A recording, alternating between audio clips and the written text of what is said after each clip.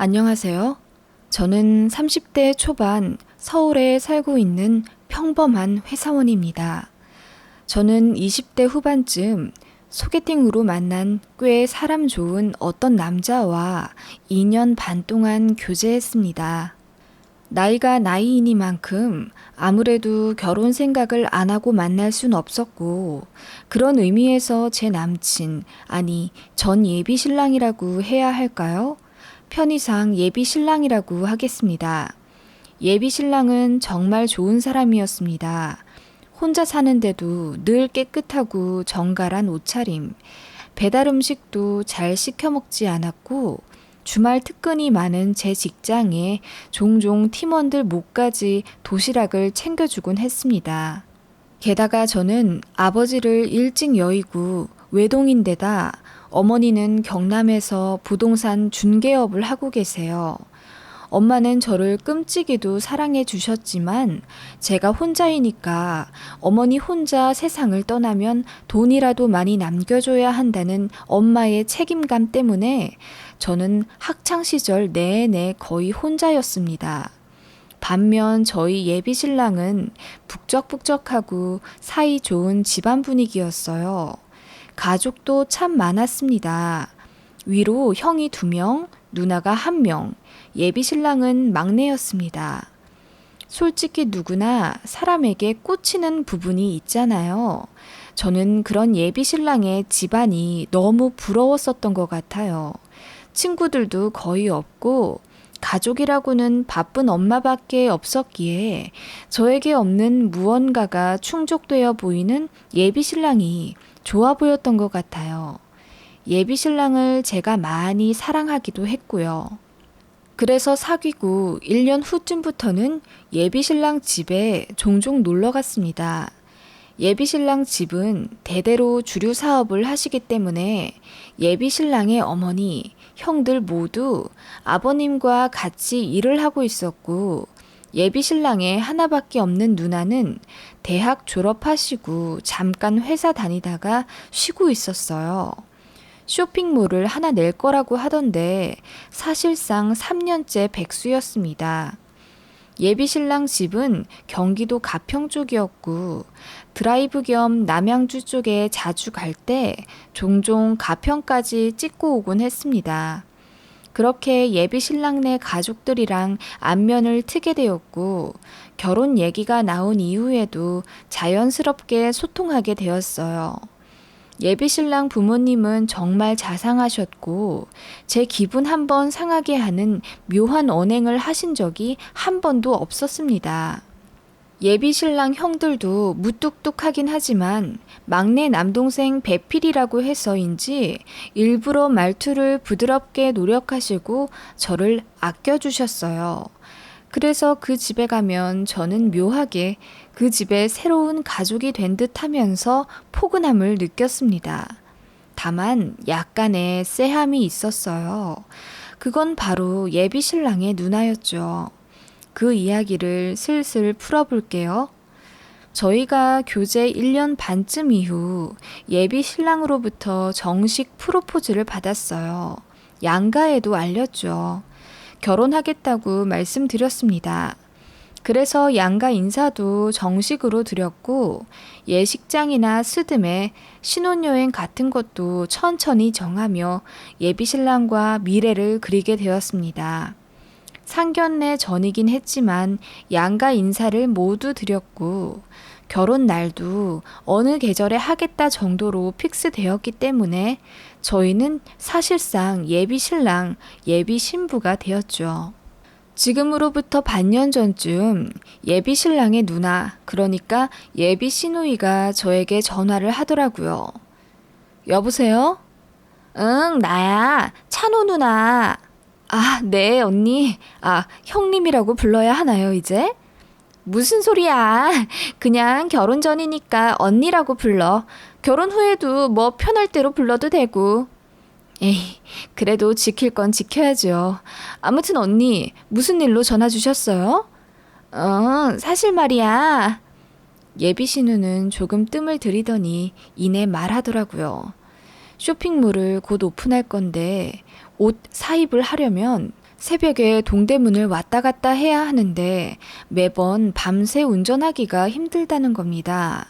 사입을 일주일에 한 번만 하면 되는데 그때마다 저희 집에서 하룻밤씩 자면 안 되겠냐고 제 허락을 구하더군요. 저희 집엔 친구들도 자주 와서 자고 저도 그런 면에서는 딱히 거리낌이 없었으며 다른 사람도 아니고 곧 가족이 될 예비 시누이라 흔쾌히 그러라고 했습니다. 제 성격상 비싼 액세서리를 하고 다니는 것도 아니고 집에 귀중품도 없기에 크게 신경도 안 쓰이더라고요. 그리고 무엇보다 집이 18평 오피스텔이라 방이 2개 있어요. 하나는 거의 손님용으로 침대를 넣어놨기 때문에 거기 있으면 되는 거고 예비 신우랑 평소에도 편하게 연락 주고받고 만나서도 웃으면서 대화하는 편안한 사이였기 때문에 고민의 여지가 없었네요. 예비 신우는 너무나도 좋아하며 한 달에 10만 원씩 주겠다고 하더라고요. 됐다고 했는데 안 그러면 자기 마음이 불편하다면서 꼭 받아달라고 하길래 알겠다고 했습니다. 아무튼 그렇게 신우는 일주일에 한 번씩 저희 집에서 자게 되었어요.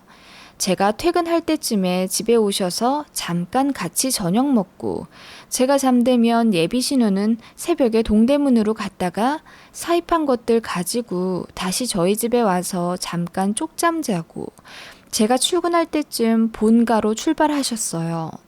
솔직히 동선도 거의 부딪히지 않았고 예비 신우도 최대한 저 안 불편하게 배려하셨죠. 예비 신우 오는 날은 예비 신랑이랑 셋이서 저녁 먹기도 하고 하하호호 웃으며 시간을 보냈습니다. 예비 신랑은 원래 자상한 성격이라 저만큼 예비 신부도 잘 챙겼습니다. 예비 신우도 남동생인 제 예비 신랑을 참 많이 아꼈어요. 남동생을 바라보는 눈에서 누나가 아닌 엄마처럼 보일 정도로 아주 꿀이 떨어지곤 했습니다. 그러면 시짜짓을 할 거라고 생각하잖아요. 제 예비 신우는 전혀 그런 것 없었고 아주 젠틀했습니다. 아주 가끔 싸한 게 느껴졌지만요. 예를 들면 예비 신랑이 밥 먹으며 제 입을 닦아주곤 애기같이 묻히고 먹는다고 귀엽다고 할 때 순간 예비 신우랑 눈이 마주쳤는데 살짝 섬뜩함을 느꼈어요. 너무 정색하고 뚫어져라 보시더라고요. 그냥 맥주 한잔 하셔서 눈이 풀리셨나 생각했는데 나중에 알고 보니 다 의미 있는 눈빛이었더라고요. 그리고 예비 신랑 본가에 놀러 갔을 때 밥 먹고 산책할 겸 예비 신랑 손잡고 걸어가는데 뒤에서 갑자기 제 예비 신랑을 껴안다시피 하며 밀더군요. 예비 신랑은 웃으면서 뭐냐고 반격했고 서로 장난치느라 저는 잠깐 소외된 적이 있습니다. 그런 식으로 은근히 저와 예비 신랑 사이를 파고들 때가 종종 있었는데 그렇게 하고 나서는 꼭 저를 더 챙겨준다거나 제 팔짱을 낀다거나 했기 때문에 그냥 사이좋은 누나 동생 사이려니 장난기 많은 예비 신우인가 했었거든요. 아무튼 예비 신우가 저희 집에서 일주일에 한 번씩 왔다 간 이후로 이상한 일이 생겼습니다. 잠을 자는데 제 컴퓨터에서 이상한 소리가 들렸습니다. 제가 잠귀는 좀 밝은 편이라 그 알람을 들었는데 그 소리는 SNS 이중 로그인 알림 소리였죠. 저는 제 노트북이랑 스마트폰을 연동을 해놓고 모든 SNS를 자동 로그인 해놓습니다. 그런데 이상한 소리 때문에 일어나 확인해 보니 제가 등록한 기기 말고 다른 기기에서 로그인 했다는 알람이 뜨더라고요. 놀라서 바로 그 기기를 차단했어요. 해킹된 건가? 아니면 단순 오류인가? 생각하고 간단하게 SN 해킹 여부를 확인했더니 아무것도 없더라고요. IP도 뜨길래 확인했더니 그냥 대한민국 경기도까지만 확인이 되길래 그냥 별거 아니겠지 하고 넘겼습니다. 그런데 그 이후로 그 이중 로그인 알림이 2번 또 켜졌어요. 이상하다 싶어서 바로 비번을 바꾸어 버렸습니다. 그 이후로는 그런 알림은 뜨지 않았지만 로그인 시도 기록은 종종 있더라고요. 게다가 새벽에 종종 발신자 제한으로 전화가 왔습니다. 거의 2달을요. 전화 받으면 별거 없습니다. 그냥 조용히 숨소리만 들렸어요. 제가 소리도 쳐보고 욕도 했는데 아무 반응 없더라고요. 그런 일이 생기니까 저도 슬슬 겁나잖아요. 살면서 이런 적이 없었거든요. 예비 신랑에게 말하니 스토커 붙은 거 아니냐면서 엄청 걱정해줬고 차라리 결혼을 앞당기는 게 낫지 않겠냐고 하더군요. 저는 그런 이유로 굳이 결혼을 앞당기고 싶진 않았지만 예비 신랑에서는 뛸 듯이 난리가 났더라고요. 예비 시아버지까지 나서서 결혼을 반년이라도 더 앞당기자고 하시더라고요. 그래서 생각해 본다고 했습니다. 예비 신우는 그런 일로 굳이 결혼을 빨리 할 필요가 있냐면서 정색까지 하면서 반대했고 분위기가 순간 싸해졌습니다. 아무튼 그러고 난 이후부턴 신기하게 발신자 제한 전화도 안 오고 아무 일도 없더라고요. 어느 날 주말에 예비 신랑이랑 데이트 약속이 있어서 씻고 나와 속옷을 보는데 이상하게 속옷 순서가 묘하게 틀어져 있다는 느낌을 받았습니다. 저는 성격상 색깔별로 정리를 해놓는데 검정과 빨강 사이에 회색 팬티가 끼어 있더라고요. 그렇게 정리할 리가 없는데 말이죠. 이상하다 싶었고 누군가 분명 손을 댔다고 생각했습니다. 저희 집에 드나드는 사람은 예비 신우 한 명뿐이기에 제일 의심스럽더라고요. 대놓고 그쪽이 뒤졌다고 하기엔 증거가 없으니 그냥 조심스럽게 카톡으로 얘기했습니다. 일주일에 한 번씩 집에 오는데 속옷 여분을 두고 다니냐고. 없으면 내 거 쓰셔도 된다. 다만 말은 먼저 하셔라. 이모티콘까지 섞어가며 좋게 말했는데 예비 신우가 답장으로 자기는 절대 남의 옷장 안 만진다. 남의 속옷도 안 입으니 후이는 고맙게 생각한다. 신경 쓰지 말라고 답장이 왔습니다. 그 카톡을 받으니 더욱 의문이 가득해지더군요. 그렇다면 제 옷장은 누가 만진 걸까 싶었고 그동안 발신 제한 번호며 이중 로그인 알림이며 이상했던 것들이 엮여지며 걱정이 들더군요. 3개월 정도 그렇게 이상한 일들이 생겼고 저는 주기적으로 현관 비밀번호도 바꾸었고 제 차 블랙박스도 열심히 확인했지만 별다른 단서는 얻지 못했습니다. 그러던 어느 날 제 문 앞에 이상한 택배가 하나 와 있었어요. 저는 웬만한 택배는 다 회사 사무실로 받고 있고 집에서 받는 건 휴지나 생수 같은 생필품인데 그런 택배가 제 집 앞에 와 있으니 당연히 제 물건이 아니라고 생각했습니다. 그런데 자세히 보니 택배 운송장도 아니었고 그냥 A4 용지에 출력한 거였더라고요. 소름 돋는 건 제 집 주소와 전화번호, 제 이름 정확하게 써져서 제 앞으로 온 거였더라고요. 너무 놀랐지만 일단 보자 싶어서 열어봤습니다. 그랬더니 안에 남자 속옷이 있더라고요. 깜짝 놀라서 소리를 지르며 뒤로 나뒹굴었습니다. 바로 경찰에 신고를 했는데 경찰서에서 2분 오시더니 오피스텔 CCTV 확인하고 오시더라고요. 그랬더니 어떤 사람이 집 앞에 놓고 가긴 했는데 얼굴도 안 나왔고 장갑 끼고 있어서 지문도 채취가 안 될 거라고 보아하니 쓰던 팬티도 아니고 새 팬티인데 누가 선물한 거 아니겠냐며 저보고 그냥 한 번만 넘기라더군요. 이런 일로 CCTV 동선까지 확인하려면 인력이 너무 낭비된다면서 아무 일도 벌어진 게 아니고 이 정도면 추적 보류해야 한다면서 순찰을 더 강화하겠다는 말만 하고 더 해줄 수 있는 일이 없다며 돌아가더군요. 너무 황당했어요. 예비 신랑이 급하게 달려와서 그 자리에서 택배 버리고 저를 위로해 주었습니다. 그러면서 예비 신랑이 집에 들어와서 같이 살겠다고 하길래 결혼까지는 시간이 좀 남았지만 그렇다고 예비 신랑이랑 벌써 같이 살고 싶진 않았고 정말 고민이 많이 되더군요. 일단 생각해 본다고 했고 그 다음날 예비 신우가 집에 왔어요.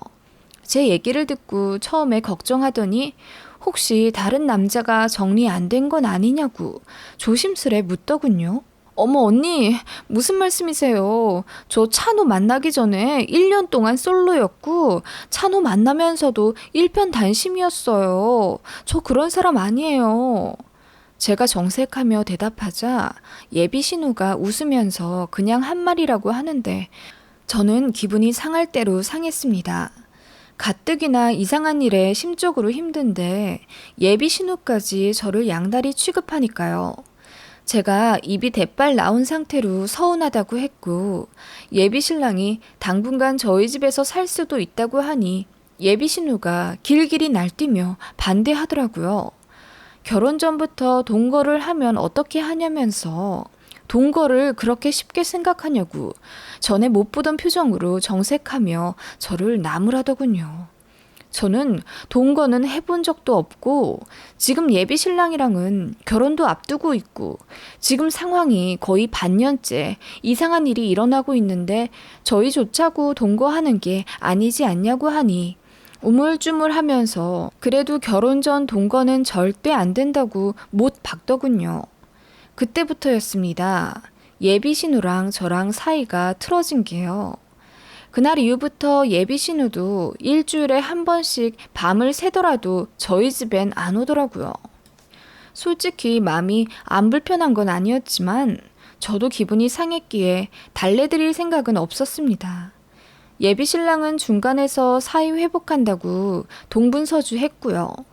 저는 마침 그때 30평 아파트에서 혼자 사는 친구가 제 사정 듣고는 같이 살자고 콜해서 간단하게 짐 챙기고 그 친구 집에서 머물게 되었어요. 예비 신랑과의 결혼 얘기는 점점 무르익었고 예비 시댁에서 저희 신혼집 해주신다고 갖고 계신 부동산 하나 처분하실 거라고 하시기에 감사 인사 겸 한우 세트 사가지고 저녁을 먹으러 갔습니다. 분위기 좋았는데 예비 신우만 뚱한 표정으로 구석에 계시더군요. 제가 먼저 말을 걸었습니다. 그날 서로 오해가 있고 저도 예민한 상태라 말 받아쳐서 기분이 나쁘신 것 같은데 이제 풀었으면 좋겠다고 이야기하니까 예비 신우가 헛웃음을 치며 큰 소리로 말하더군요. 내가 그 택배 하나만 가지고 다른 남자 있냐고 한 게 아니었어. 그 말을 듣고 분위기가 순식간에 싸해졌고 저는 놀라서 그게 무슨 말씀이냐고 여쭈었어요. 아니, 밤마다 다른 남자랑 통화하던데 찬호 넌 알고 있었니? 네? 제가 밤마다 통화를요? 나 동대문 나가기 전에 채비하다 보면 방문 닫아도 통화 소리 다 들려. 내가 모를 줄 알았지? 이게 무슨 어이없는 소리인가요? 너무 황당해서 말도 제대로 안 나오더군요. 예비 신랑한테 절대 아니라고 손살에 치며 스마트폰까지 식탁 앞으로 내밀었습니다.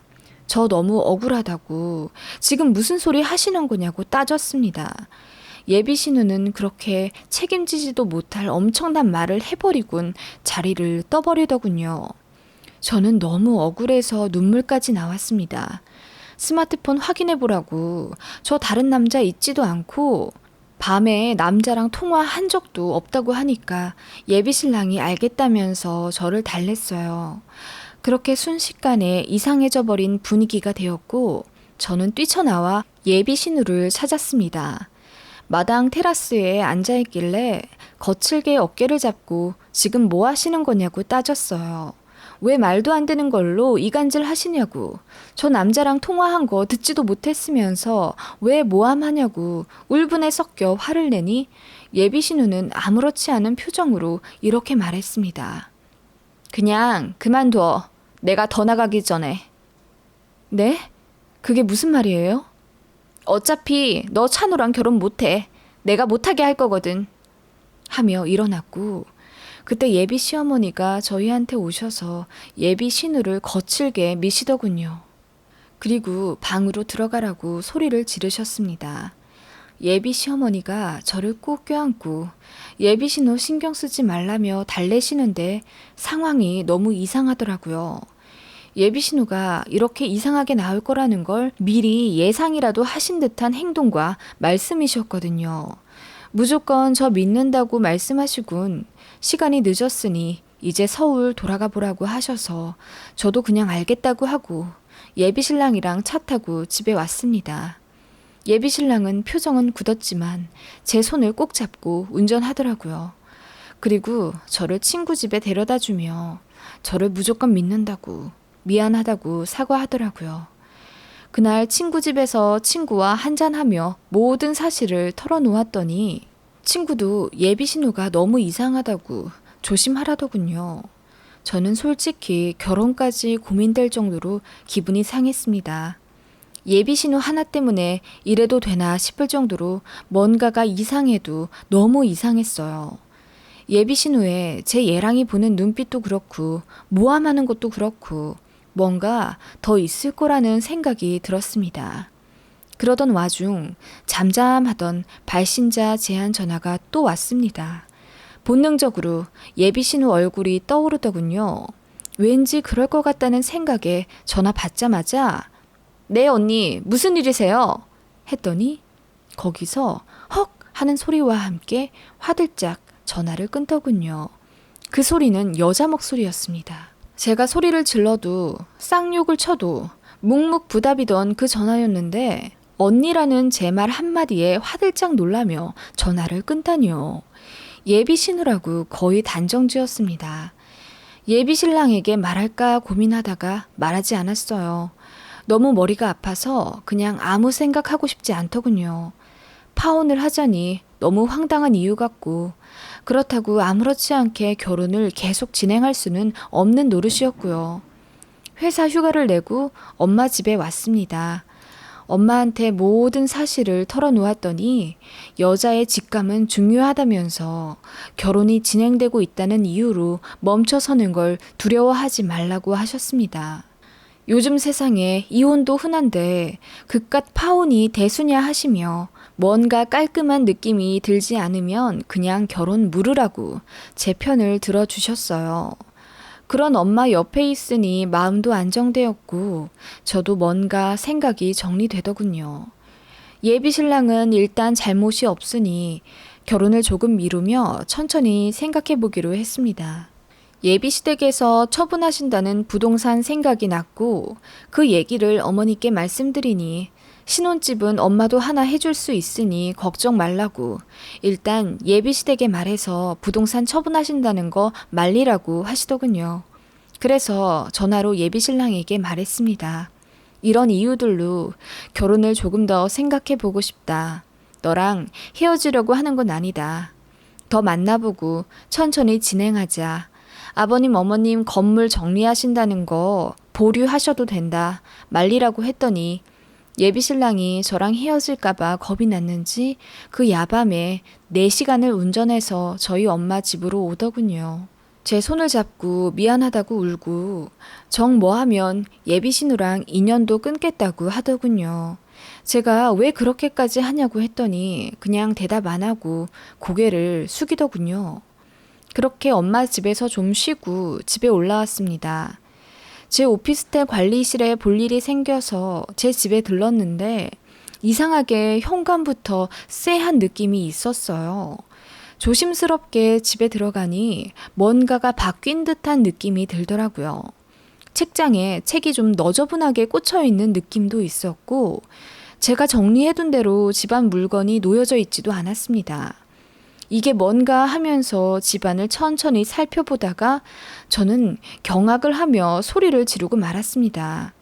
소파 근처에 있는 탁자 옆에 무언가가 붙어 있었습니다. 소파 근처에 있는 탁자 옆에 무언가가 붙어 있었습니다.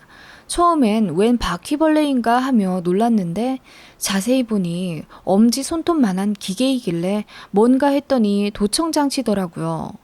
보자마자 소리를 질렀고 바로 경찰에 신고했습니다.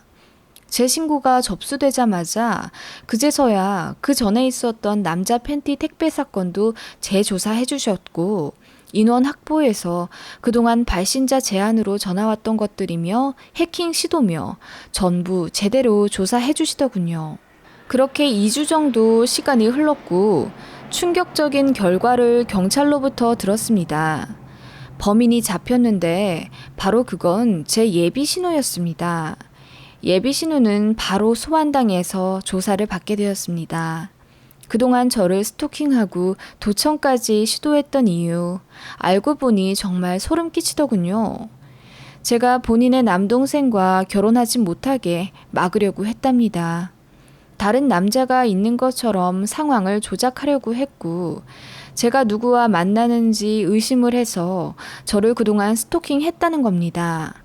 제가 어떤 사람인지 더 자세히 알고 싶었고, 누나된 마음에 걱정이 되었다고 했다더군요.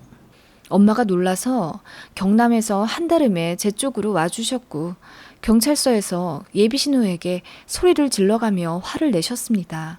어떻게 내 딸한테 그런 짓을 하냐고 분노하시는 와중 예비 시부모님도 경찰서에 도착하셨어요. 상황은 당연히 아수라장이었습니다. 예비 시어머니는 큰 소리로 통곡하시며 네가 어떻게 이러냐고, 왜 스스로 인생을 말아먹냐고 화를 내시더군요. 그 내용이 조금 이상해서 자세히 들어보니 의아할 수밖에 없었습니다. 예비 시어머니는 예비 신우를 걱정하고 있었습니다. 그리고 저희에게 선처를 비시더군요. 제가 아무 말 안 하자 예비 시모가 주차장에서 무릎을 꿇으시며 저에게 말씀하셨습니다. 미안해. 내가 대신 이렇게 사과할게. 다시는 니들 근처에 얼씬도 못하게 할게. 내가 그건 정말 약속하마. 미안하다. 아니요, 어머님. 이러실 필요 없으세요. 제가 알아서 판단합니다. 미안하다. 사실은... 예비 시어머니가 엉엉 우시며 제대로 말도 못하시며 힘들게 이야기를 시작하셨습니다. 저는 그 이야기를 듣고 소름이 돋아서 제대로 서 있을 수도 없었습니다. 알고 보니 제 예비 신랑은 입양된 아들이었답니다. 예비 시아버지의 오랜 친구이자 먼 친척 동생의 외동아들이었는데 제 예비 신랑이 태어나자마자 친모는 다량출혈로 사망하셨고 혼자 키우던 친부는 예비시댁 사업을 돕다가 교통사고를 당하시고 그 자리에서 돌아가셨답니다. 그게 제 예비신랑이 12살쯤 지나서였고 딱한 마음에 아예 호적으로 들이셨답니다. 예비시부모님도 워낙 성품이 어지셔서 차별 않고 친아들처럼 대해주셨던 거죠. 그런데 예비 신호가 커갈수록 그렇게 입양된 막내 아들을 다른 눈빛으로 보더랍니다. 그 행동이 심상치 않아 예비 신우를 다그쳤더니 울면서 고백했다더군요. 좋아하게 되었다고, 남동생으로 볼 수가 없다고. 그 사실 알고 예비 신랑도 충격을 받았다고 합니다. 예비 신랑은 이럴 거면 그냥 고아원에 가겠다고 했고 예비 신우가 엉엉 울면서 자신이 어떻게든 마음 정리하겠다고 다시는 그런 마음 안 가지겠다고 해서 겨우 정리된 집안 분위기였답니다. 그 이후로 정말 그냥 평범한 남매 사이처럼 지내서 다들 괜찮은 줄 알았는데 알고 보니 예비 신우는 마음이 뜻대로 되지 않았던 거죠. 제 예비 신랑이 고등학교 교복을 입고 또 졸업을 하고 사회생활을 하는 아주 오랜 시간 동안 남동생인 제 예비 신랑을 마음속으로 짝사랑해 왔다고 합니다. 아무것도 모르는 예비 신랑은 그냥 자기 누나한테 잠깐 불었던 바람이려니 하고 지나왔던 겁니다. 예비 시어머니는 모든 걸 알고 계셨고요. 예비 신랑이 그동안 여자친구들을 만났을 때도 속으로 엄청 질투했지만 대부분 1년 이상을 안 갔기에 티를 안 냈는데 지금 만나는 저는 결혼까지 하게 될 정도로 깊은 사이가 되니 어떻게든 회방을 놓고 싶었던 예비 신우였답니다. 게다가 무슨 생각인지 제가 진짜로 다른 남자가 있을 거라고 생각을 해서 증거를 포착할 생각에 도청장치를 설치한 거라며 더 심도 있게 조사를 했더니 예비 신우가 사실대로 모든 걸 밝혔더군요. 마스터키를 불법 복제해서 제가 비번을 여러 차례 바꿔도 제 집에 드나들 수 있었다면서 저는 그 모든 이야기를 듣고 소름이 돋지 않을 수 없었죠. 예비 신우는 저에게 아무 말도 안 하더군요. 저를 쳐다도 안 보더라고요. 예비 시어머니는 그렇게 저를 붙잡고 비시면서 다시 얼굴도 안 보고 살게 할 테니까 어떻게든 이번 일은 선처 좀 해달라 하시며 저와 제 어머니를 설득하셨습니다. 저는 그 무엇보다 제 예비 신랑한테 너무 실망스럽더라고요. 입양이 되었다는 게 숨길 만한 일도 아니고 밝히고 싶지 않다고 하더라도 결혼할 사람에게 아무 말 안 하는 것도 이상하지 않나요? 왜 그렇게 감쪽같이 숨겼는지 배신감이 들었습니다. 게다가 예비 신우가 본인을 좋아했었다는 사실도 왜 저한테 말하지 않았는지 예비 신랑에게 파혼을 선언했습니다. 하나를 숨기면 열을 숨길 사람이라고 신뢰가 안 가서 도저히 인생을 같이 그려 나갈 수가 없다고 했습니다. 게다가 결혼은 집안과 집안이 이루어지는 대소사인데 그런 집과는 인연을 맺을 수가 없다고 단호하게 말했어요. 예비 신랑은 정말 당장이라도 죽을 듯이 울면서 미안하다고 사과하더라고요. 입양됐다는 사실을 말하는 순간 하자 있는 사람이 되는 느낌이라 살면서 그 어디에도 말한 적 없다더군요. 그동안 만났던 여자들한테는 물론이고 새로 알게 된 사람들에게도 밝힌 적이 없다고. 그만큼 그냥 친부모처럼 생각해 왔다며 그냥 예비 신호만 안 보고 살면 되지 않냐며 눈물로 저를 설득하더라고요. 저는 그럴 생각 없습니다. 일단 예비 신랑에게도 신뢰를 잃었고요. 예비 신우와 모든 걸 알면서 가만히 계셨던 예비 시부모님도 소름 끼쳐요. 남동생을 좋아하는 누나라니, 그리고 결혼하지 못하게 예비 신부를 스토킹하고 모함하고 도청까지 시도할 정도면 제정신 아닌 거 맞잖아요. 어차피 안 볼 사람들이라 선처할 생각 없고요. 이렇게 파혼해도 눈물 한 방울 나지 않네요. 여러분은 어떻게 생각하시나요? 저는 예비 시누이가 범인으로 잡힌 이후부터 매일매일 소름 끼치고 밤에 잠도 못 자요.